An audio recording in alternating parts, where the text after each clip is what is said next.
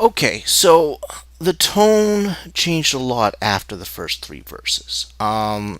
Like I said, those felt like that they were the conclusion of chapter one, less than chapter, and not so much a part of chapter two. Um, and when you evaluate it from the literary perspective, this is what really makes it stand out. The poetry that I mentioned in chapter one, that goes away. You don't have that mesmerizing pattern of repetition and structure to it. This is reading more like a fairy tale, and I'm not discussing truth value anymore. I'm talking about what genre it feels like. Um, and I'm not saying it's a particularly bad fairy tale. It's a bit sparse, but it continues in chapter 3. I'm not going to hold that against it. But it's definitely a different flavor. Um, so, yeah, and that reinforces the idea that these are two different stories. Like I said, I could reconcile them if I tried really hard. But if you were just to put them side by side and point them out to me, I'd say, no, those are two different tales. Um, yeah.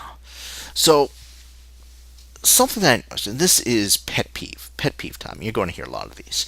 Um, After that third verse, the way God gets referred to changes. Up until here, through chapter 1 and the first three verses of chapter 2, um, he was just plain God with a capital G. And the capital's significant. I'll get into that momentarily. After verse 3, I think it starts referring to him around verse 5, maybe, verse 6. Have to check, but that doesn't quite matter. After that, he is the Lord God, with Lord in all capital letters. And the shift is so sudden and so absolute that's kind of jarring. Um, Jarring. And if I was an editor, if I was an, okay, I'm not an editor. I don't know what I'd do if I was an editor because I'm not an editor.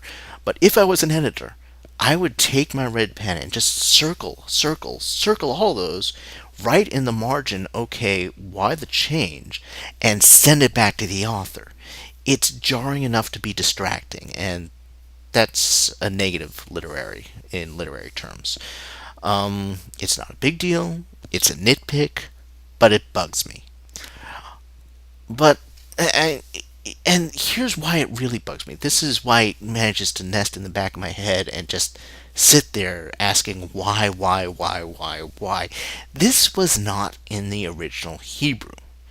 And the reason I know that this was not in the original Hebrew is, well, okay, English has two symbol sets for its letters. Okay, it's got multiple fonts, but two symbol sets. You've got capital letters and lowercase letters.